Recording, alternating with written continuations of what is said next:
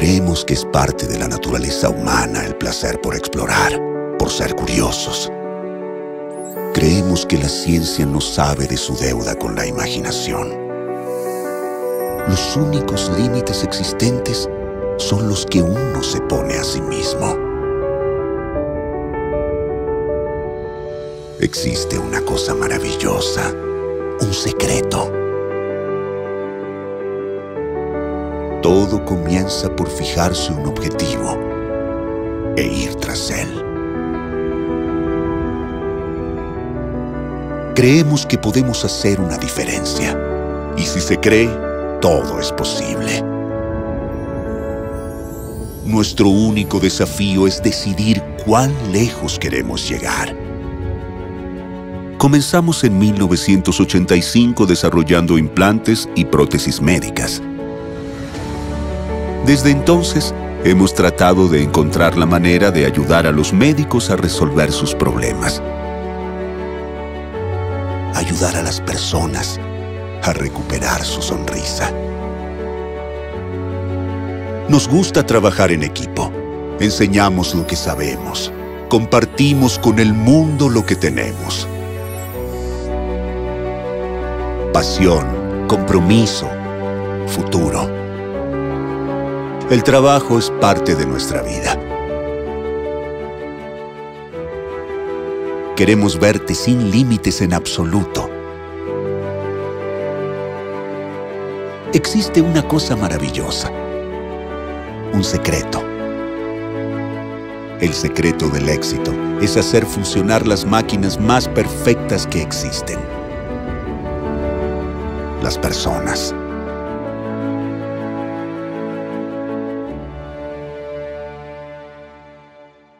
Promedom. People plus Innovation. Buenas tardes a todos. Soy Paula Robiano del equipo de Educación Médica de Promedom. Bienvenidos a nuestro segundo webinar sobre neurocirugía, en el que estaremos abordando temas relacionados con hidrocefalia en adultos. Los médicos disertantes que nos estarán acompañando hoy son los doctores Camilo Yappiaggi, que es médico neurocirujano del Hospital Argerich y Sanatorio La Trinidad, el doctor Cristian de Bonis, médico neurocirujano del Hospital Pirovano, Clínica Santa Isabel y Sanatorio Colegiales, y el doctor Sebastián Belchior, médico neurocirujano del Hospital Argerich. Muchas gracias a los tres por estar con nosotros hoy. Les pido por favor que en el caso de tener alguna inquietud, alguna duda, siéntanse libres de escribir las preguntas en el icono de preguntas y respuestas del Zoom. Y les pido por favor también que pongan a quién va dirigida la pregunta, que hacia el final de la charla vamos a estar leyendo las preguntas y respondiéndolas. Bueno, les doy la palabra ahora al doctor Cristian de Bonis. Buenas tardes, gracias por participar. No sé si ya se está viendo la presentación.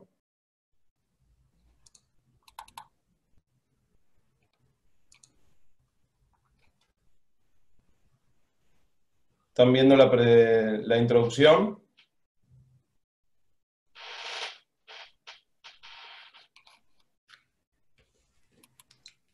Sí, Cristian, estamos viendo perfectamente. Perfecto. Bueno, buenas tardes. Gracias por participar nuevamente. El tema que nos ocupa es hidrocefalias en el adulto. Y hemos decidido dividirlo en tres partes, este webinar, para lo cual en este primer segmento vamos a encargarnos de determinadas patologías, dejando técnicas y patologías específicas para la segunda parte, la tercera parte, nosotros disertantes. Es mi intención, debido al acotado tiempo que tenemos, tratar de minimizar aspectos que calculo que la audiencia tiene bastante claros y que han sido revistos en muchas oportunidades. Obviamente estamos abiertos igualmente a las preguntas o a la discusión, pero lo que pretendo es tratar de ser un poco fugaz en cuanto a los temas por todos compartidos, como es la fisiología normal o la fisiopatología a través de la cual los pacientes adultos desarrollan hidrocefalia. Es decir, Tenemos múltiples causas de hidrocefalias en los adultos. Estas son las 5 etiologías más importantes de hidrocefalia en el adulto, haciendo la salvedad que la hidrocefalia crónica del adulto normotensiva no vamos a tratarla, ya que el doctor Giambiaggi va a dedicarse exclusivamente a este tema, que es un tema específico en el tercer segmento del webinar. En cuanto a nuestras opciones terapéuticas como neurocirujanos, también tenemos distintas variantes, y esto va a depender un poco de las características particulares de cada paciente. Lo mismo que lo anterior, la salvedad es que la tercera ventriculostomía endoscópica va a ser tratada por el doctor Belchior, y por lo tanto no lo hablaremos en estos minutos. Bien. Tenemos un paciente adulto con hidrocefalia y sabemos que en el mercado tenemos multiplicidad de opciones desde el punto de vista técnico para poder solucionar el problema del paciente. Un poco el objetivo de esta disertación, de esta primera parte, es que veamos las distintas opciones, pero básicamente centrándonos en la patología del paciente y podamos decidir. Estas múltiples opciones existen en el mercado y a la hora de tomar una decisión, es cuando nosotros debemos individualizar a cada paciente en particular. Hay muchos de estos aspectos que están representados en la diapositiva que tienen que ver con nuestra selección como neurocirujanos en cuanto a qué tipo de técnica vamos a utilizar y qué tipo de sistema vamos a colocar. Evidentemente, todos estos aspectos debemos tener en cuenta antes de tomar una decisión terapéutica. Pero vamos a empezar la charla básicamente con 2 lineamientos generales que podrían ser una conclusión o deben de primar en nuestra elección y en nuestra selección. Evidentemente, lo ideal es no colocar una válvula de derivación, si podemos evitarlo, o contemporizando al paciente, o esperando la evolución de la patología, o solucionando la etiología que la causa, si es factible solucionarla. Lo ideal es no colocarla porque todos sabemos que una válvula no deja de ser una prótesis, que su colocación, si bien técnicamente es por todos conocida, no deja de tener complicaciones, y le estamos generando al paciente de por vida un problema, además de una solución que puede traerle consecuencias importantes. Por lo tanto, si podemos evitarla, sería lo ideal. Todos sabemos que lamentablemente en muchos de nuestros pacientes y en la mayoría de los casos no podemos evitarla. El segundo aspecto de la disertación que tenemos en cuenta, según el título de la misma, es definir entre la utilización de válvulas de presión fija o válvulas programables.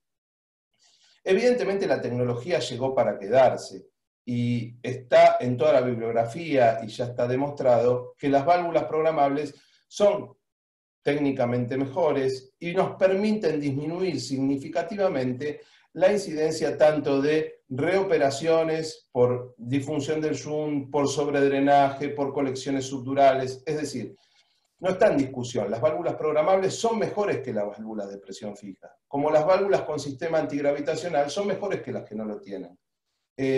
No hay discusión sobre el tema es qué paciente se beneficiaría del mismo o qué paciente tendría mayor indicación de la misma antes de tomar una decisión. Nuestras opciones en el mercado son múltiples y existen, como se ve en la diapositiva, variados sistemas con distintas características a los cuales nosotros nos debemos enfrentar para tomar la mejor decisión para el paciente. En algunas circunstancias nos va a permitir una o la otra decidirlo, y hay situaciones en las cuales no vamos a poder elegir el material específico que nosotros consideramos conveniente. Debemos acercarnos a optimizar lo que el paciente puede llegar a necesitar. Dentro de estos sistemas y dentro de lo que la tecnología define como avances en el tema de las válvulas de derivación, sin lugar a duda que los sistemas antigravitacionales han sido un beneficio muy significativo en el desarrollo de estos sistemas. Los sistemas antigravitacionales, o vulgarmente denominados antisifón, lo que impiden es el sobredrenaje en el cambio de presión que hay cuando el paciente pasa de la posición supina a la posición erecta. Existen distintos sistemas, la membrana siliconada o el sistema de doble vía, son 2 de los ejemplos de sistemas que tenemos a la hora de utilizar válvulas con sistema antigravitacional. En cuanto a las válvulas programables, la gran mayoría de ellas funcionan con un sistema de magnetos, es decir, lo que uno hace es modificar con un magneto la presión de apertura de la válvula y de esta manera poder regular la presión y regular el drenaje que tiene el paciente.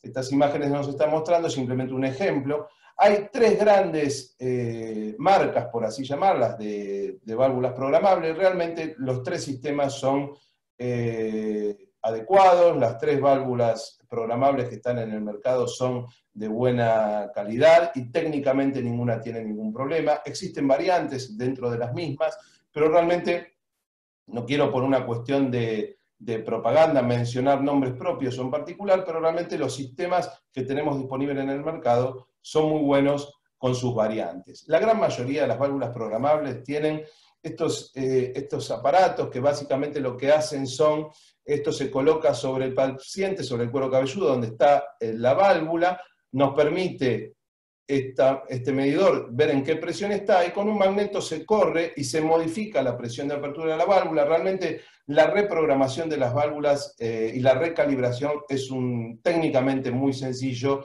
y los ejemplos de cómo varía en el paciente son realmente específicos. No hay ningún inconveniente en realizar esto. El único detalle que debemos de tener en cuenta a la hora de hablar de válvulas programables es saber que al ser un sistema de magneto, esto puede ser modificado por una resonancia, un estudio de resonancia, a veces hasta los mismos auriculares de Bluetooth.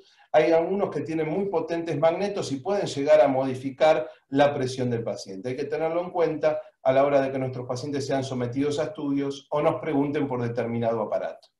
En el mercado hay un sistema programable que tiene una traba, que es estable con resonancia, que sería recomendable más que nada para aquellos pacientes que viven en el interior o muy lejos de uno, y uno tal vez no puede tener un control muy estricto de la evolución. En ese caso sería útil la colocación de una válvula programable de esta característica.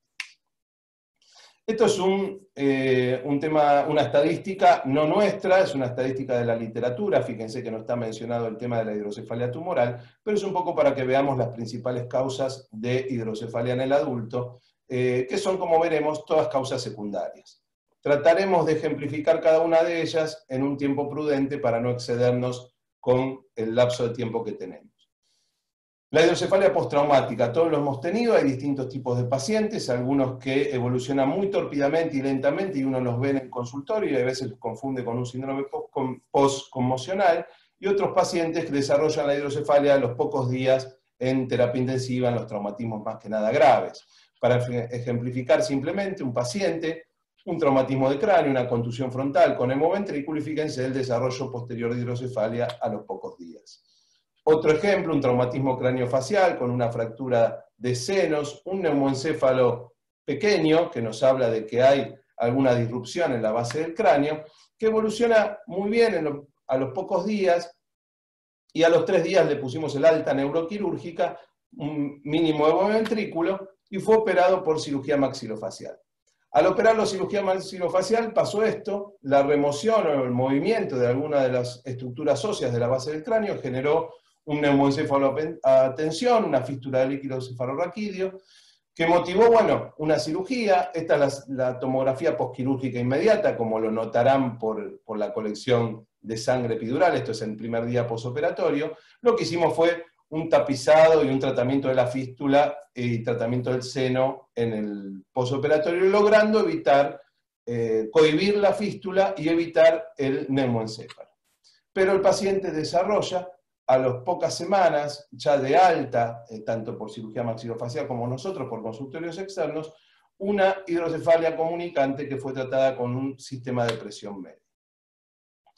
Para graficar, la hidrocefalia tumoral tiene distintas opciones de tratamiento. El ideal es el tratamiento curativo. Esto es poco frecuente, pero un papiloma, un tumor de cuarto ventrículo que provocaba hidrocefalia obstructiva, no necesariamente por hiperproducción de líquido. Este es el tratamiento ideal: solucionarle al paciente su hidrocefalia a través de la resección del factor causal. Pero sabemos que no es lo común. Muchas veces tumores profundos, tumores irresecables, tumores infiltrantes. motivan que nuestro tratamiento con la colocación de la válvula sea paliativo y para mejorar la calidad de vida del paciente. En el medio público muchas veces nos encontramos con pacientes con grandes tumores o tumores complejos que requieren la asistencia de determinadas cuestiones técnicas o de estudios y hacen que el paciente no pueda esperar la disponibilidad de cama en terapia o la provisión de estos insumos, y existe la posibilidad de colocar una válvula de derivación para contemporizar el tratamiento, para permitirnos esperar y para lograr que el paciente llegue a la cirugía en un mejor estado neurológico. La otra gran causa de hemorragia de hidrocefalia es la hemorragia subaracnoidea. Todos lo conocemos, no estamos hablando de la hidrocefalia aguda del paciente de mal grado, sino aquella hidrocefalia crónica que se desarrolla con el correr de los días en los pacientes.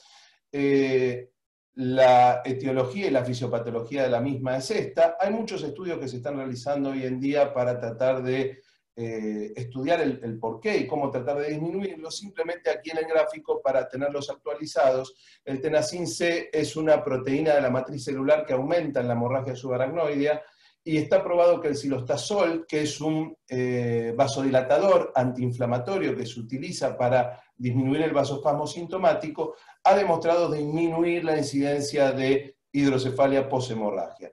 Estos son estudios pequeños, se hacen sobre todo en Oriente, hay muchos estudios japoneses de esto, no está evidentemente probado, pero es un campo de investigación actual. La hidrocefalia posinfecciosa. La hidrocefalia posinfecciosa afortunadamente no es muy frecuente. En la imagen vemos una típica pioventriculitis con la densidad aumentada del líquido cefalorraquídeo y el esfuerzo de las paredes ependimarias. Todos sabemos que la hidrocefalia bacteriana, que la meningitis bacteriana puede provocar hidrocefalia, pero afortunadamente no es muy frecuente. Una vez que la misma se desarrolla, lo que nosotros esperamos siempre es terminar evidentemente el tratamiento antibiótico, tener 2 cultivos de líquido cefalorraquídeo negativos post-tratamiento con un físico-químico evidentemente que lo permita. La meningitis viral es muy infrecuente que provoque hidrocefalia, pero las características del líquido cefalorraquídeo son las que marcan cuándo colocar el sistema. Y les nombro aquí la meningitis tuberculosa y la meningitis criptocóxica porque son 2 ramas específicas dentro de las meningitis infecciosas que tienen distintas conductas y distintas terapéuticas. La meningitis tuberculosa por su mala evolución y mal pronóstico, sobre todo en los pacientes HIV, y la meningitis criptocóxica porque en general no se coloca por hidrocefalia, sino por hipertensión endocraniana, estaría indicado colocar el sistema. Resumiendo un poco, en este tipo de hidrocefalias, postraumática, poshemorragia o posinfecciosa o paliativa tumoral, se pueden colocar válvulas de derivación de presión fija con sistemas antigravitacionales, suelen andar bien, es poco frecuente las complicaciones. Esto es un poco también otra conclusión, existen catéteres impregnados con antibióticos. Nosotros en general lo utilizamos en pacientes que están muchos días en terapia intensiva, que tuvieron varios recambios de drenaje ventricular, que tenemos miedo de la colonización por gérmenes, y sería útil su utilización en ese tipo de pacientes, no de rutina. Pero ¿qué pasa? Esto es el ideal, saber lo que pasa. Muchas veces tenemos pacientes como fíjense, un paciente adulto que tenía un catéter, el catéter que supuestamente funcionaba estaba colocado en el parénquima, un catéter abandonado. Cuando desconocemos el paciente, cuando no sabemos la evolución, lo ideal en este caso es colocar válvulas programables. Nos va a evitar el sobredrenaje, nos va a evitar, fíjense como en este caso, que tuvimos que modificar 3 veces la presión para que esto pueda ser útil. Es decir, cuando no conocemos la etiología, desconocemos el paciente o dudamos, es ideal colocar una válvula programable. No quiero excederme, que sé que me queda poco tiempo, pero hay 2 diapositivas que no puedo dejar de mostrarles. No subestimemos la colocación de una válvula. Yo sé que las complicaciones son infrecuentes, pero existen. Debe ser muy protocolizada su colocación. Fíjense aquí, un catéter pegado a la basilar, una hemorragia parenquimatosa en el trayecto de colocación del catéter, justo en el área motora. Esto le provocó un déficit motor secular al paciente, y un muy raro hematoma epidural en el lugar de la colocación. Tratando de respetar un poco los tiempos y como conclusión, la etiología de las hidrocefalias hidrocefalias en adulto suelen ser secundarias, suelen ser múltiples, y la lo mejor que podemos hacer nosotros a la hora de elegir un dispositivo es pensar específicamente en el paciente. No solo por si es una válvula fija o programable, sino también si vamos a colocar una derivación ventrículo-peritoneal, ventrículo auricular, si es factible colocar una lumbo-peritoneal. Debemos individualizar cada caso para evitar inconvenientes y complicaciones de los pacientes. Disculpen la rapidez, pero es un tema muy prolongado y quiero respetar los tiempos, así que le doy paso al doctor Sebastián Belchor con su disertación. Muchas gracias.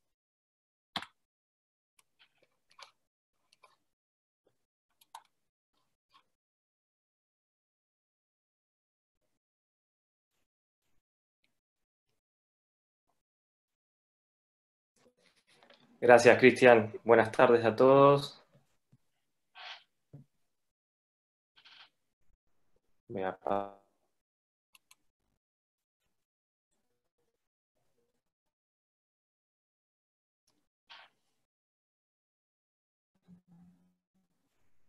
Muy bien. Tercera ventriculotomía endoscópica.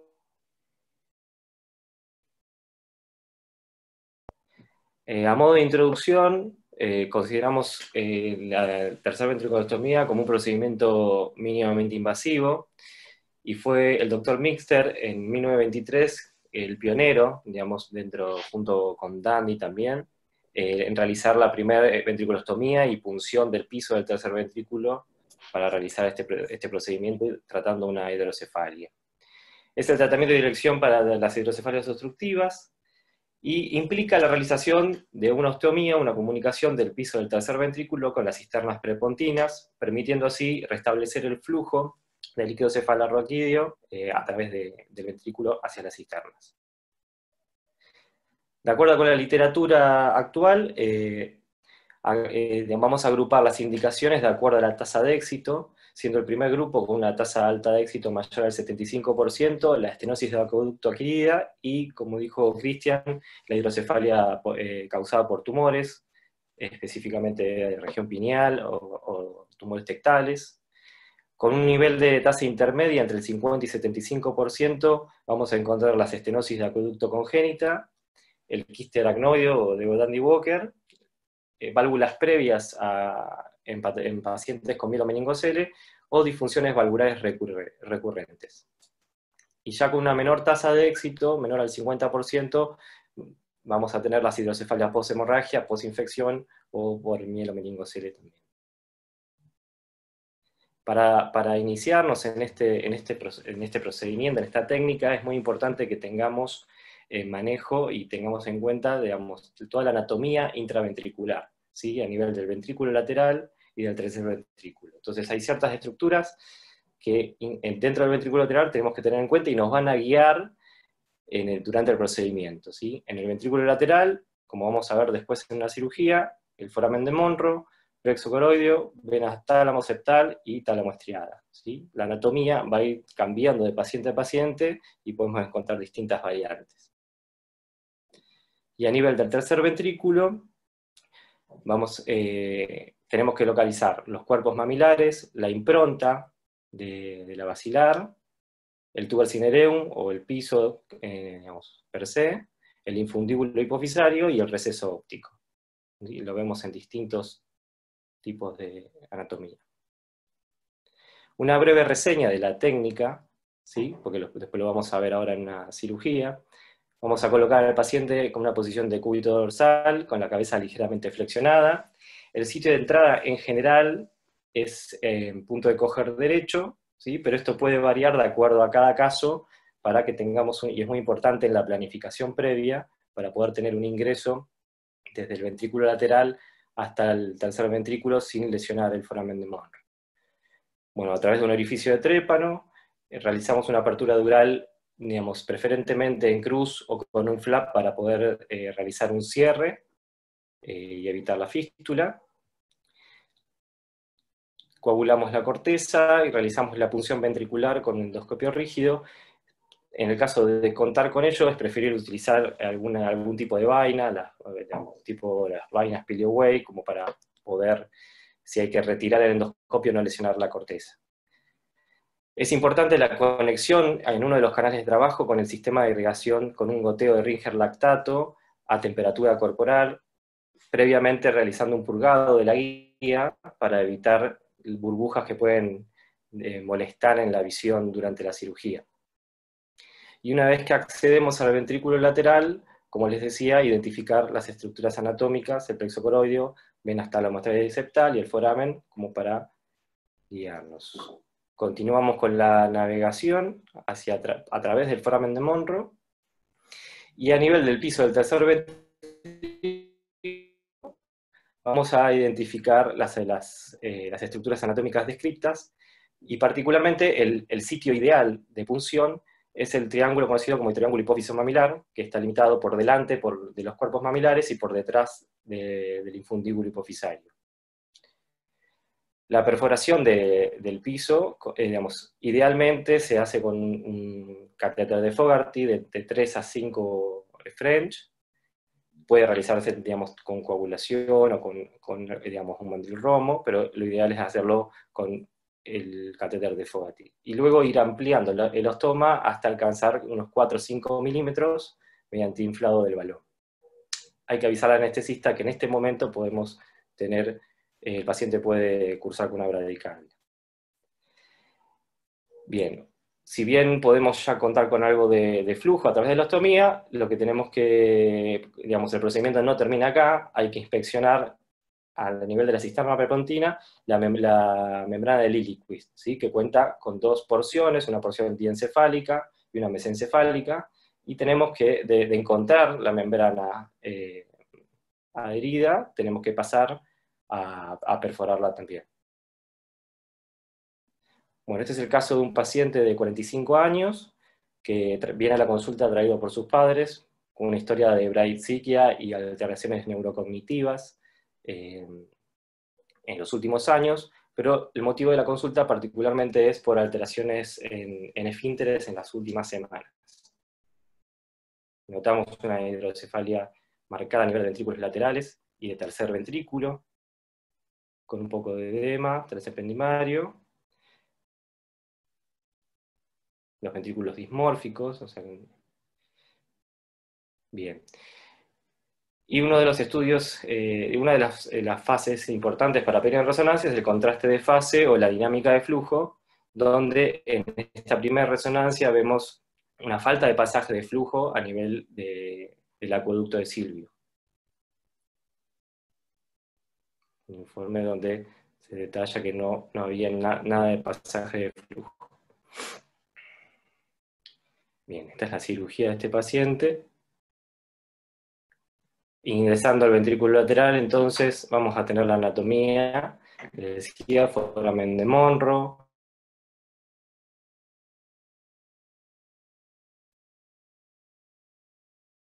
con mucho cuidado, digamos, navegamos desde el ventrículo lateral al tercer ventrículo, evitando, digamos, lesionar cualquier estructura. Y ya acá podemos evidenciar los cuerpos mamilares, parte de la impronta de la basilar, este área translúcida,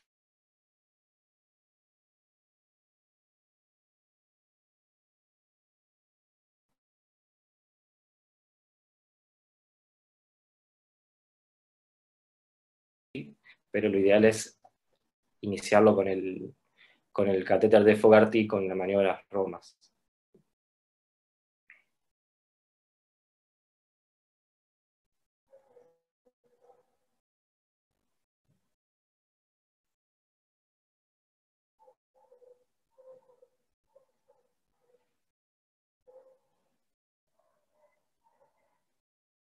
Voy a adelantarles un poquito para que no pasarnos. Esto es lo ideal. Con el catéter de Fogarty, iniciar digamos, moviendo hacia un lado hacia el otro, y una vez que logramos perforarlo, tratar de lograr inflar el balón en el ecuador del piso. Acá todavía no lo encontramos, pero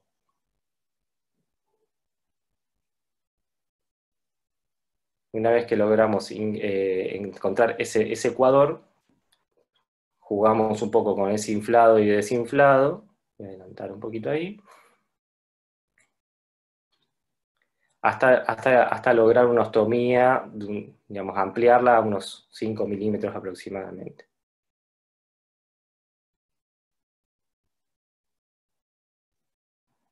Ahí estamos bien en el ecuador. Bien, una vez que logramos, digamos, la ubicación, sostenemos por ahí el inflado del balón como para mantener, para lograr esta apertura. Y el próximo paso es inspeccionar las cisternas prepontinas, a ver si tenemos restos de membranas de Lilliput. En este caso, como tuvimos también inflado por debajo, ya algo se habían abierto, pero todavía quedan algunas riendas. No llega a ver, ahí estaría el tronco de la basilar, una de las ramas pontinas.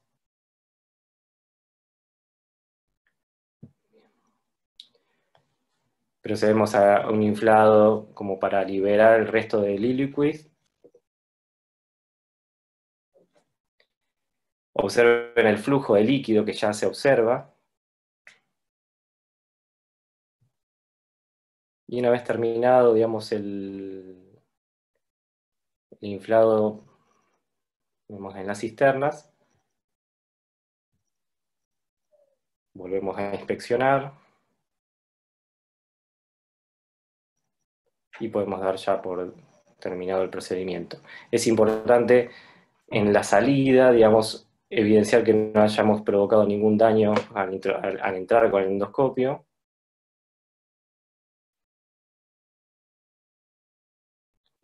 Principalmente en el foramen de Monro.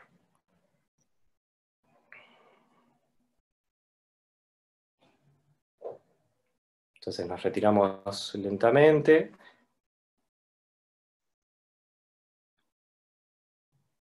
Y volvemos a inspeccionar el foramen de Monro, que no haya ninguna lesión en el fornix, el plexo coroideo. En este caso, el paciente no lo tenía, entonces veíamos el plexo del otro lado, sistema venoso del otro lado, y acá estaría el Monro del otro lado. Y ahí termina el procedimiento.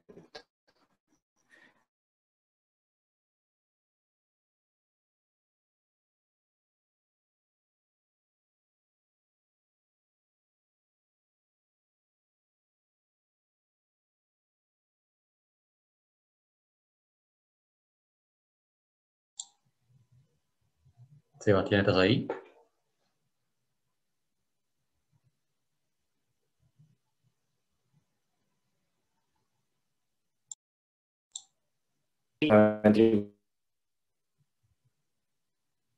Ahí Clínicamente sí. el paciente mejora mucho. Y tenemos la...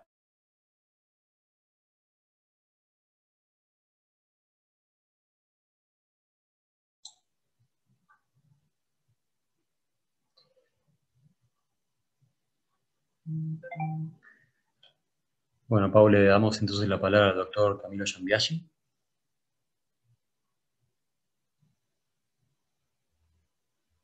Ahí está Sebastián. A ver, un segundo, perdón, Camilo. ¿Sí? ¿Algún problema? José, ¿algún problema? Sí, Sebastián, recién perdimos la conexión, por eso, tu conexión. Si querés, puedes compartir pantalla para las últimas presentaciones o slides que quedaban. A ver, ¿en dónde se perdió? Después del video. Justo en la evolución POP.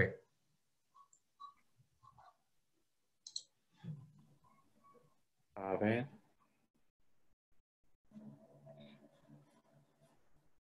Vuelvo a compartir pantalla. Sí. Bien, disculpen, ¿eh? ¿Se llegó a ver el final del video? Sí, se llegó a ver el final del video. Bueno, vuelvo, entonces continúo con la evolución postoperatoria, entonces. Perfecto. ¿Hasta ahí se vio? Sí, acá se ve perfecto ahora. Bien, como les decía entonces, en cuanto a la evolución del postoperatorio de estos pacientes, el postoperatorio inmediato va a ser en terapia intensiva, entre 24 y 48 horas.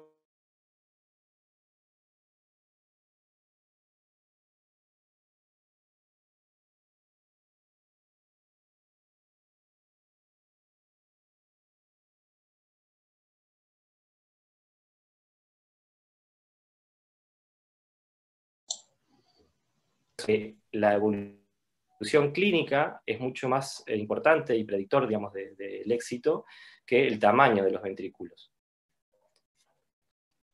Y el éxito, digamos, está determinado del procedimiento endoscópico, está determinado, digamos, cuando no fue necesaria realizar una cirugía posterior, ¿sí? Algunas causales del fracaso de la técnica pueden ser el tamaño insuficiente del ventriculostoma, el cierre del ventriculostoma, persistencia de segundas membranas, hemorragias o infecciones. Bien, las complicaciones, si bien no son frecuentes, ahí están descritas y pueden pasar. La alteración en la memoria por lesión del fornix, como en este caso, por una contusión, ¿sí? Por eso hay que tener mucho cuidado cuando hacemos la navegación o tratar de no movilizar el endoscopio una vez que estamos dentro del tercer ventrículo. La bradicardia que les nombraba durante la apertura de la ostomía, una disfunción hipotalámica que puede ser transitoria, esto tiene que ver con el volumen de la irrigación del Ringer lactato y la temperatura del mismo. Por el mismo tema también una diabetes insípida, un CIGAD en el posoperatorio. Ya menos frecuentes, pero posibles también, un déficit motor por lesión talámica, paresia de nervios oculomotores, hemorragias, pueden ser desde hemorragias pequeñas, por pequeños vasos, si está más vascularizado el piso del tercero, o una hemorragia importante, digamos, a nivel, como en este caso, digamos, a nivel de la arteria basilar, que bueno, lo principal es, digamos, mantener la tranquilidad, tratar de aumentar la irrigación para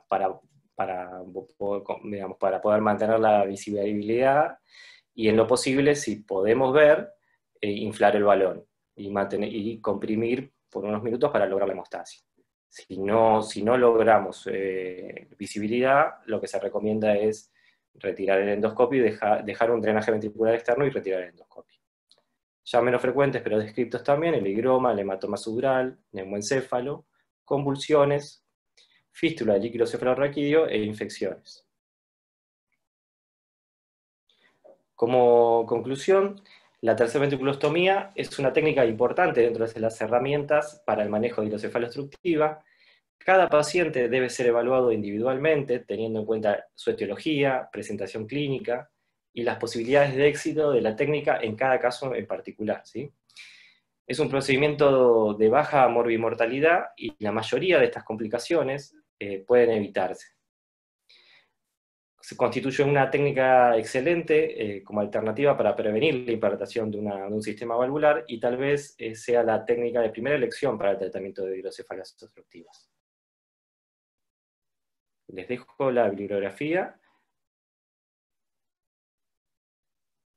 Muchas gracias, y le doy paso para que continúe con su presentación a mi compañero el doctor Jean Biaggi, que va a continuar con hidrocefalia crónica del adulto idiopática.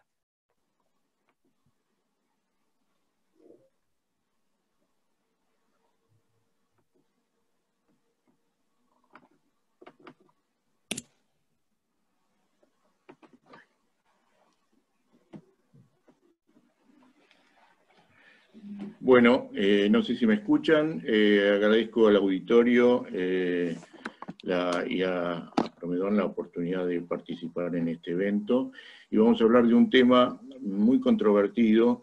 Los que hace muchos años que estamos en este métier de la neurocirugía hemos visto muchas idas y vueltas con respecto a la entidad, en función de los pobres y magros resultados terapéuticos con derivaciones ventriculoperitoneales. Entonces nos hace replantear continuamente de qué tipo de entidad se trata y si tiene algo que ver con una enfermedad puramente determinada por una hidrocefalia, o si hay otros elementos, como pueden ser elementos degenerativos, y considerarla como una enfermedad degenerativa crónica de pacientes de un grupo etario avanzado. La historia, bueno, ya hubo elementos en el siglo XIX que hablaban de un hidrocéfalo pasivo, crónico, con gran dilatación ventricular y alteraciones básicamente a nivel de la marcha, a nivel cognitivo y demás. Pero el síndrome se describe por Hacking Adams con una tríada clásica que todos ustedes conocen a partir de 1964, donde él, en una tesis doctoral pontificia, yo tuve oportunidad de leerla en su momento, de la Universidad Javeriana de Bogotá, donde hizo algunas observaciones importantes sobre la presión del líquido cefalorraquídeo y un síndrome hidrocefálico del adulto con presión en general normal o baja del líquido cefalorraquídeo. Eso fue retomado por neurólogos importantes como Raymond Adams y Fisher, y publicaron en el 1965 en el New England Journal of Medicine una descripción acabada, hablando fundamentalmente que era una alteración potencialmente reversible con un tratamiento quirúrgico. La incidencia global por 100.000 habitantes varía de acuerdo a las fuentes, pero hay estudios en Noruega, en Europa, que hablan de 4 y pico por 100.000 habitantes, pero esta incidencia global se va agudizando a medida que los grupos etarios se avanza la edad media de los pacientes a considerar, para llegar después de los 80 años a un grupo de 37 por 100.000, lo cual es una patología que incide mucho en pacientes añosos.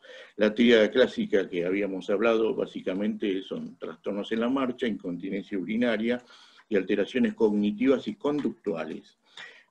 Para el DSM-4, que ustedes saben que es el manual estadístico de las enfermedades mentales, no llega a ser, salvo en casos muy avanzados, de una demencia clásica, pero sí tiene un patrón frontal subcortical, cognitivo y conductual. Hay escalas muy bien documentadas para valorar estos 3 ítems: la marcha, la incontinencia urinaria y la cognición. Y básicamente esa tríada clínica puede ser mensurable y debería ser homogeneizada para que todos los grupos que se dedican a este tipo de pacientes puedan tener un aval estadístico para comparar resultados en el futuro. La alteración de la marcha es uno de los test más importantes porque se ve severamente alterada y es uno de los ítems que mejor se puede evaluar en una mejoría postquirúrgica. La velocidad, longitud del paso, habilidad para girar, equilibrio y un test de motor, de performance motora, donde vamos a incluir algunos ejercicios típicos: subir y bajar escalones, caminar en tándem, girar 180 grados, velocidad para determinadas distancias, y eso se puede mensurar y después serán eventualmente evaluados en, digamos, en la escala de evaluatorias de resultados. La valoración neuropsicológica implica, como dijimos, un patrón de afectación fronto-subcortical, donde lo más importante es la alteración de la memoria reciente, atención, concentración, alteraciones de funciones ejecutivas y un enlentecimiento en la velocidad de procesamiento de la información. Esto es lo que básicamente determina un patrón de afectación frontal subcortical que no tendría que ver con las fasioapraxiagnosias que a veces se ocurren en algunas demencias, tipo enfermedad de Alzheimer y demás. Hay algunos test, el Mini-Mental State Examination, que básicamente nos hace un parámetro de función global, pero hay otras baterías mucho más específicas dirigidas al lóbulo frontal, como el Frontal Analysis Battery, donde nosotros podemos evaluar básicamente a través de muchos ítems digamos, el funcionamiento claro de las funciones frontales. La fisiopatología se basaba en un concepto clásico donde había un trastorno de producción y absorción de líquido cefalorraquídeo, esto fue lo que planteó Hacking en su momento, una dilatación ventricular y fenómenos compresivos sobre estructuras adyacentes. Eso vamos a ver más adelante que no dista es una reducción o una simplificación, probablemente haya muchos más factores que todavía algunos desconocemos.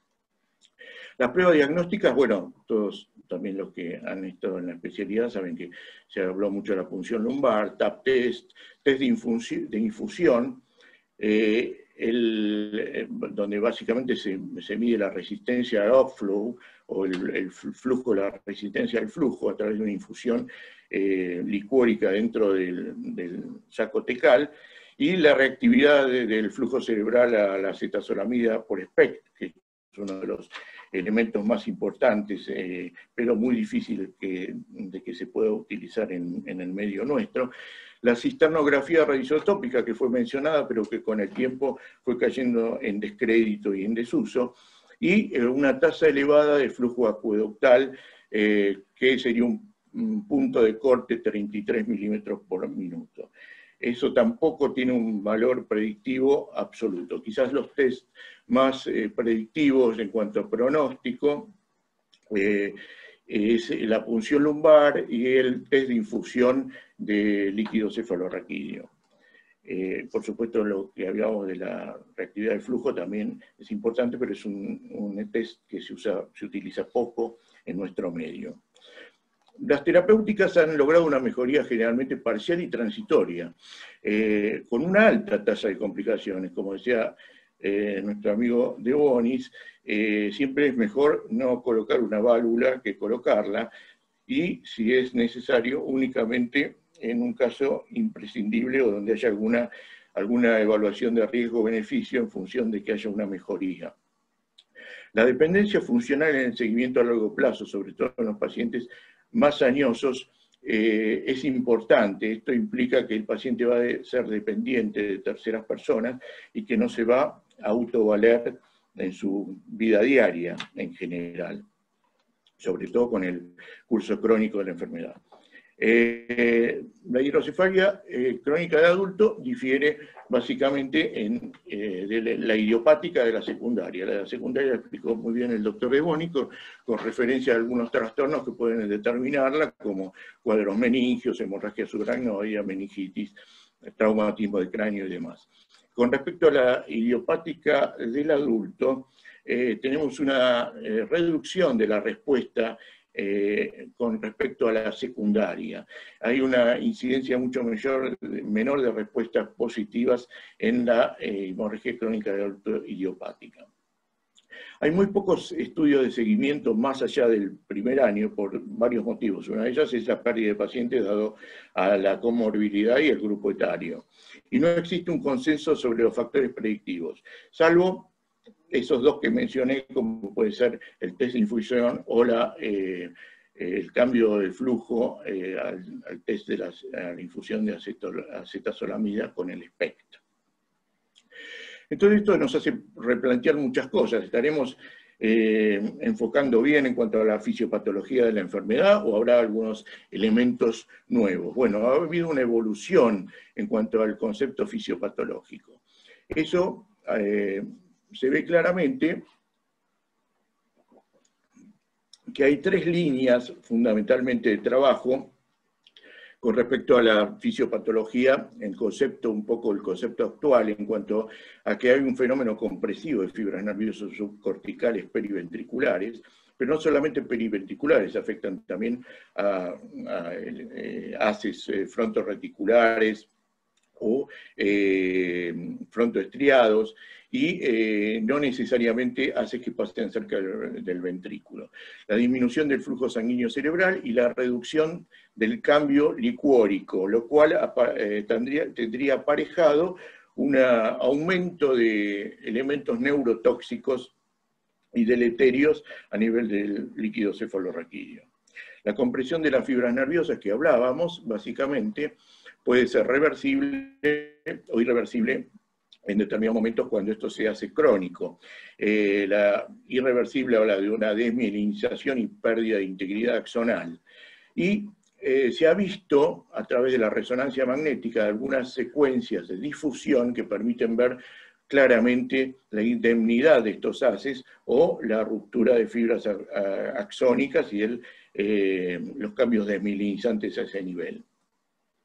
Las secuencias ponderadas en la difusión son básicamente el coeficiente de difusión aparente y difusibilidad media, y que nos hablan básicamente de determinada agua libre en el intersticio, pero a veces se encuentran elevadas también en la gliosis reactiva. Entonces nosotros no podemos tenerlo como el gol estándar de una lesión axónica. Sí, en la secuencia de tensor de difusión de TI, incluida la tractografía, sí podemos encontrar algunas secuencias como la anisotropía fraccional, que disminuye significativamente cuando ya hay un daño axonal instaurado. Y eso es importante porque va a hablar muchas veces de irreversibilidad del cuadro.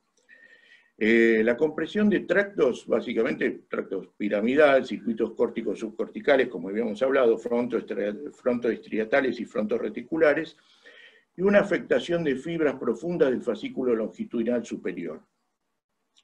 Hay una disminución de fibras callosas, y eso se ve muy bien con la anisotropía fraccional, donde hay una disminución y nos habla de una lesión del cuerpo calloso, hay un adelgazamiento y pérdida de fibras.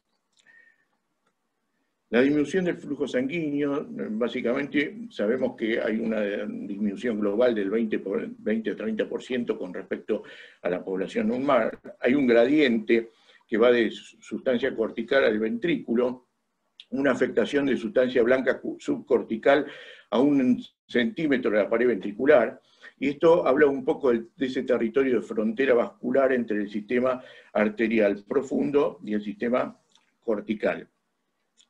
La disminución de la reserva cerebrovascular a dicho nivel es más del 50%, y la reactividad cerebrovascular disminuida con el test de la acetazolamida del flujo aproximadamente hasta un 70%, lo cual habla de un trastorno global y regional a nivel de cambios a nivel del flujo sanguíneo cerebral. La tasa de producción de líquido disminuye en forma importante, esto en cuanto a la línea de manejo del cambios licuóricos que llevan a esa acumulación de sustancias neurotóxicas en el líquido. Entonces la tasa de producción disminuye el tamaño ventricular, disminuye porque hay unas sustancias acuoporinas que se ubican a nivel del plexo coroideo, sobre todo la isoforma 1, y que eso disminuiría la producción de líquido, que es un fenómeno no solamente pasivo, sino activo. La absorción del mismo disminuye, y el recambio de líquido, o sea, el turnover de líquido cefalorraquídeo diario disminuye en un 75%.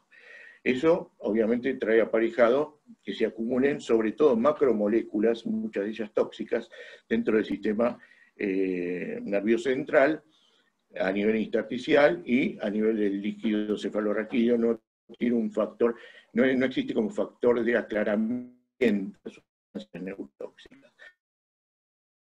La hipóxisis de reducción del aclaramiento de neurotóxicos y alteraciones de las señales neuroendocrinas de mediadores que ocurren dentro del líquido cefalorraquídeo. Hay un déficit, y esto es muy importante, en el aclaramiento de la proteína precursora amiloide, lo cual después vemos que lleva a un acumulamiento de placas beta-amiloide a nivel del sistema nervioso central, y eso nos haría acordar en alguna medida a otras demencias y enfermedades neurodegenerativas, con paradigma como una enfermedad de Alzheimer. La disminución de las funciones excretorias la reducción de agua puede estar desligada, porque básicamente el agua se absorbe más a nivel de los pies venosos, de los capilares venosos, de de la sustancia blanca. En cambio, las macromoléculas son más extraídas a nivel de las granulaciones Paccioni y los linfáticos basicranianos. La difusión de proteínas proinflamatorias en la región periventricular.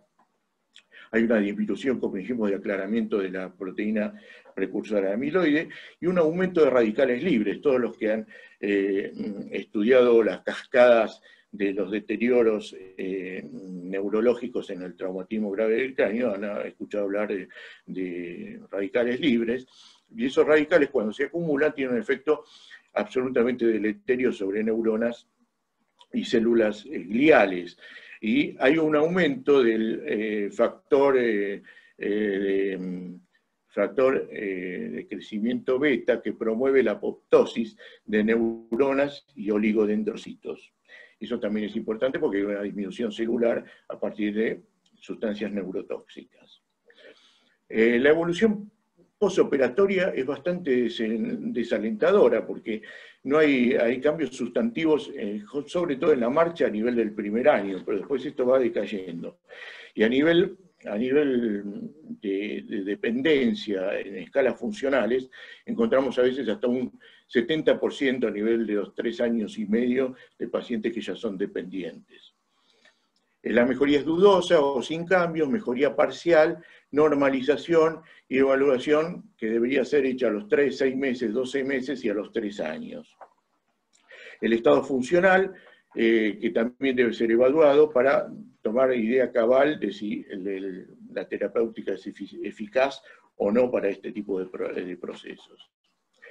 Las escalas funcionales, bueno, ya nos nombramos en función de las actividades de vida diaria que puede mantener el paciente a través del tratamiento, y si esto hay una mejoría o si no se producen cambios con respecto al mismo después de determinado tiempo. Esta es una valoración de Stein y Lanfit de 5 puntos. Después está esta otra escala, que básicamente hace un hincapié en el corte del punto 3, donde ya cuando el score es menor de 3, el paciente tiene una autovalidez, se puede autovaler, y cuando tiene 3 o más en el score, básicamente es un paciente dependiente de terceros. La explicación es de ausencia de respuesta, ahí estamos en un tema. No sabemos si es porque ocurren otras comorbilidades neurodegenerativas o la entidad de hidrocefalía crónica del adulto, idiopática, es una forma de enfermedad degenerativa también.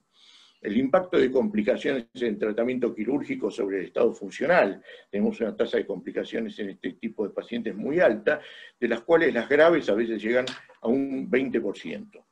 Otras comorbilidades en el grupo etario, como pueden ser factores de hipertensión arterial, diabetes, bypass arteriofemoral, oclusión vascular periférica, todas las enfermedades frecuentes en este grupo etario que actuarían como comorbilidades e inciden de alguna forma en el pronóstico.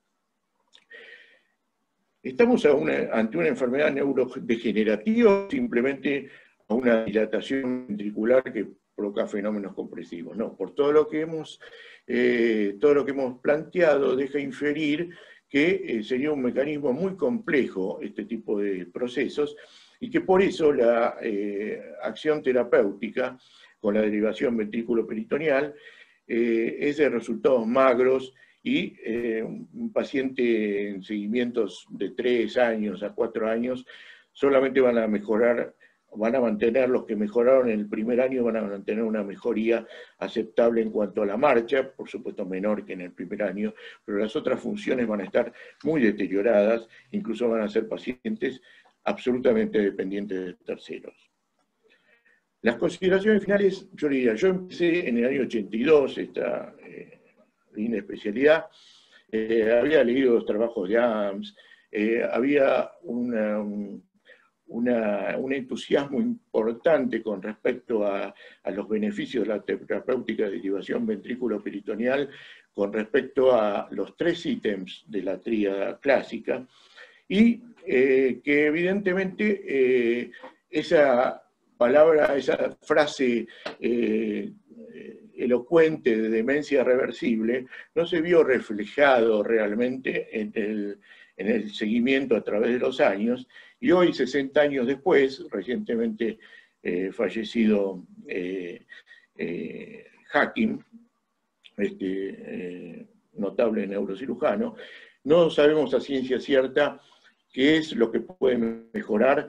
Será menester considerar bien grupos etarios de diferentes edades y clasificar de alguna forma mejor los procedimientos a efectuar, y un seguimiento muy claro y muy homogéneo, trabajando los distintos grupos que trabajan esta patología en conjunto y tratando de tener criterios unívocos y de alguna forma poder determinar básicamente digamos, los resultados de forma impasible de ser ilustrada a nivel de gráficos y que puedan ser comparativos entre sí. Tendremos una idea más cabal de la patología y del tratamiento. Bueno, le agradezco mucho al auditorio, sé que es un tema bastante complejo, pero bueno, es una forma de plantearlo donde 60 años después no tenemos todavía la luz de este tipo de proceso. Bueno, les agradezco mucho. Bueno, gracias, doctor Giambiaggi. Tenemos una preguntita para el doctor Bonis. Nos consultan en la posinfecciosa, ¿se deben obtener 2 cultivos de líquidos negativos para la derivación? Bueno, en realidad la colocación de una válvula post-meningitis infecciosa es todo un desafío, porque uno no encuentra nunca cuál es el momento ideal para ponerlo. Si uno va a la literatura dice que con un tratamiento cumplido, un físico-químico que permita colocarla, es decir, con menos de 1 gramo de proteínas, menos de 100 células, y con una glucorraquia y un ácido láctico que lo amerite, y un cultivo líquido negativo, uno podría colocarla. Lo que ha pasado es que no hemos tenido 1 o 2 situaciones en el transcurso de los años. Esto es lo que pasa cuando uno tiene muchos años, empiezan a aparecer complicaciones poco frecuentes, y hemos tenido el drama de una infección en una válvula recién colocada con un cultivo negativo y un físico-químico adecuado. Entonces, consensuamos con la gente de infectología, no es la literatura, es lo que hacemos en la práctica, que con un físico-químico acorde, con el líquido terminado, con un líquido con un físico-químico adecuado, y el primer cultivo, esperamos 48 horas y realizamos otro cultivo, nos da más seguridad. Es totalmente empírico, no está avalado, es simplemente lo que yo les digo, es lo que hacemos en la práctica, después de haber tenido una complicación grave como es una infección en una válvula recién colocada, más allá de los resultados. Perfecto. Bueno, y tenemos una pregunta más para el doctor Belchior. ¿Se ha utilizado el balón doble como alternativa al catéter Fogarty? Sí, ahí justo estaba leyendo. No, siempre utilizo un balón simple.